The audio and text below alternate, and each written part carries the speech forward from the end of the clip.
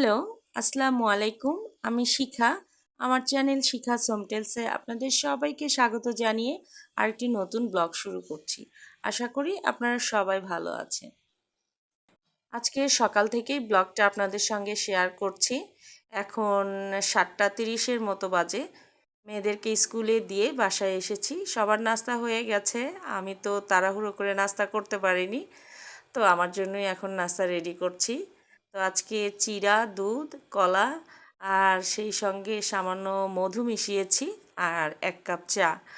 এই দিয়েই আজকে সকালের নাস্তাটা করে নেব।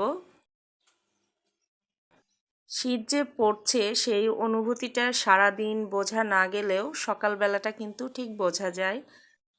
আর যে কারণেই সকালে সামান্য পরিমাণ মধু খাওয়ার ট্রাই করছি। আর আমার শীত শুরু হওয়া মানেই তো আমার সমস্যাও শুরু হয়ে যাওয়া। চায়ে লেবু অ্যাড করতে পারলে বেশি ভালো হতো, কিন্তু লেবু শেষ হয়ে গেছে, যে কারণে শুধু মধু দিয়েই খাচ্ছি। আর সকালবেলায় বাচ্চাদের স্কুল থাকলে তো নাস্তা বানাতে গেলে কম বেশি পানি ধরতেই হয়। আর এখন যেহেতু বেশ ঠান্ডা লাগে সকালবেলায়, তো সেই সময় যদি আরও পানি ধরি তো একটু সমস্যা হয়। যে কারণেই ট্রাই করি একটু ঠান্ডাটা যেন আমার কম লাগে। আজকে নাস্তা রেডি করছি আর আমার এই পুরনো ব্যালকনিটার কথা খুব মনে পড়ছে। আগে প্রায় সময় এই ব্যালকনিতে বসেই নাস্তা করতাম। বাচ্চারাও দেখা যেত প্রচুর সময় ওই ব্যালকনিতেই কাটাতো। আমার খুব প্রিয় একটা ব্যালকনি ছিল। মাঝে মাঝে ভাবি যে এই জীবন চলার পথে কত প্রিয় জিনিসকে ভুলে যেতে হয়, পিছনে ফেলে দিতে হয়।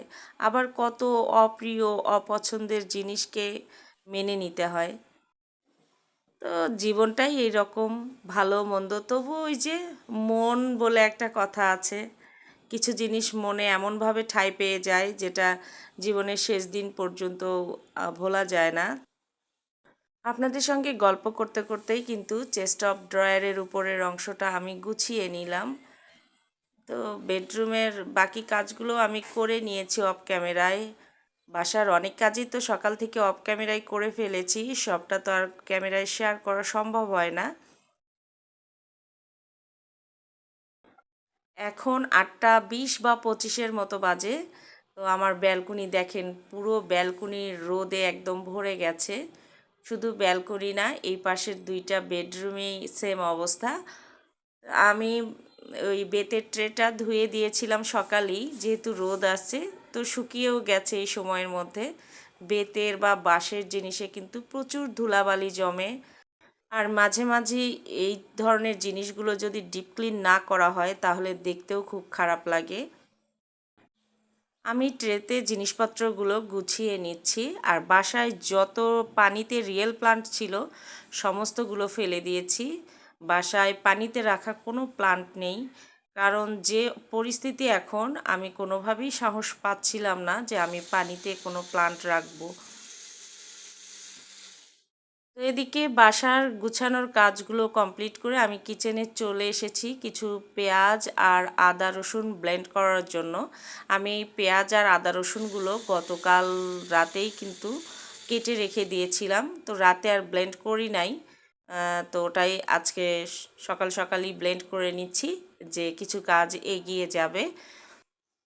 আমি যখন সম্পূর্ণ সুস্থ থাকি তখন কিন্তু এত বেশি আদা রসুন ব্লেন্ড করি না সাধারণত। তো এখন তো শীত আসছে আর শরীরটাও বেশ খারাপ হয়ে যাচ্ছে, যে কারণেই এভাবে কিছু কাজ গুছিয়ে নিচ্ছি। শরীর যখন বেশি খারাপ হয়ে যায় তখন অন্তত এগুলো কাজে লাগাতে পারবো, সে কারণেই করছি। সংসারের কাজগুলো কঠিন বা সহজ হওয়া, এই বিষয়টা সম্পূর্ণ নির্ভর করে একজন গৃহিণীর কাজের ধরনের উপর। কারণ প্রতিটা সংসারেই কিন্তু একই ধরনের কাজ থাকে, বাট কারো কাছে সংসারের কাজটা অনেক বেশি কঠিন হয়ে যায়, আবার কারো কাছে দেখবেন খুব সহজ হয়ে যায়। তো সেটা নির্ভর করে কে কীভাবে কাজ করছে তার উপরে। এখন আদা রসুনগুলো ডিপ ফ্রিজে রেখে দিব। আর এই তো ব্যালকনি থেকে আজকে চাম ঘাস কাটছি, চাম ঘাস ভর্তা বানাবো।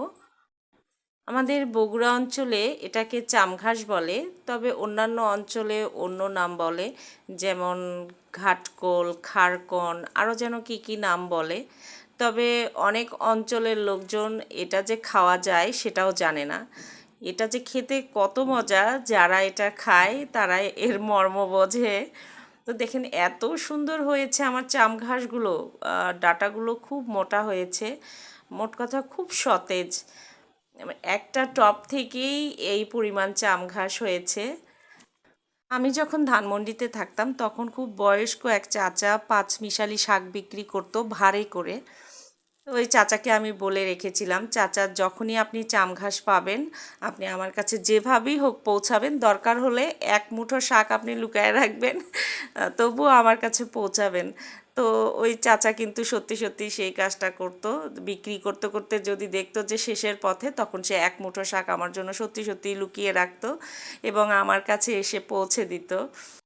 তবে ধানমন্ডি থেকে যখন চলে আসি মিরপুরে, তার প্রায় ১.৫-২ বছর আগে থেকে আর ওই চাচাকে দেখি না। জানি না বেঁচে আছে কি নেই। আমার বাসাটা ছিল একদম রোডের পাশে, ২ তলাতে থাকতাম। তো উনি নিচে এসেই আগে ডাকতো যে, মা, ২ তলার মা বাসায় আছেন, আপনার জন্য শাক নিয়ে এসেছি। উনি অচেনা অজানা একজন মানুষ, হয়তো বেঁচেও নেই, তবুও কিন্তু তার স্মৃতিগুলো রয়ে গেছে। আমি এখন চাম ঘাসটা ভাপে বসিয়ে দিচ্ছি, সামান্য পরিমাণ লবণ ছিটিয়ে দিলাম। আর এপাশে চুলাতে আমি পেঁয়াজ ভেজে নেব আর মাছ ভেজে নেব। আজকে চিংড়ি মাছ দিয়ে ভর্তা করব চাম ঘাস। তবে টাকি মাছ দিয়ে ভর্তা করলে আরও বেশি মজা হয়, কিন্তু টাকি মাছ তো বাসায় নেই, যে কারণে একদম ছোট যে চিংড়িগুলো আছে ওই চিংড়ি দিয়েই ভর্তা করব।